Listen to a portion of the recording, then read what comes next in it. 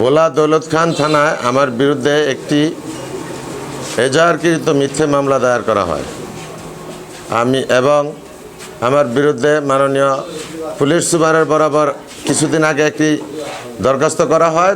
তদন্ত করার পরে আসলেই কিছু মিলে নাই। তারপর এই যেই বাদী আমার বিরুদ্ধে মামলা দিয়েছে, এই বাদীকে আমি চিনিও না। ওনার বাড়ি নাকি দুলারহাট, কিন্তু আমার সাথে ওনার সাথে কোনো সম্পৃক্ত নেই। আমাকে রাজনৈতিকভাবে এবং সামাজিকভাবে হেয়পূর্ণ প্রতিপন্ন করার জন্য এই কাজ করা হয়। আমাদের পিছনে রাজনৈতিকভাবে বিভিন্ন শত্রুতামি থাকতেই পারে। এটার জের ধরেই আজ আমার বিরুদ্ধে এই সমস্ত মামলা দেওয়া হয়। আমি এই সাংবাদিক ভাইদের মাধ্যমে আমি এই মামলার তীব্র প্রতিবাদ ও নিন্দা জানাই।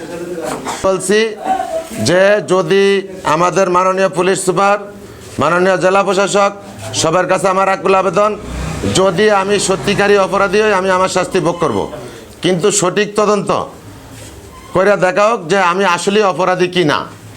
আমার এই মামলার প্রত্যাহার এবং মিথ্যা অভিযোগ প্রত্যাহার দাবি জানাচ্ছি। এই সমস্ত অভিযোগের তীব্র নিন্দা ও প্রতিবাদ জানাচ্ছি। আমি চাইতেছি সঠিক তদন্ত করে যদি আমি অপরাধী হই আমি আমার শাস্তি ভোগ করব। আমি যদি অপরাধী না হই, কেন আমার বিরুদ্ধে এই মিথ্যা মামলা দেওয়া হইল, আমি এটার জন্য এই সংবাদপত্রের মাধ্যমে, আজকের এই সংবাদ সম্মেলনের মাধ্যমে, এই প্রতিবাদ সভার মাধ্যমে আমি আমার বক্তব্য শেষ করলাম। আসসালামু আলাইকুম।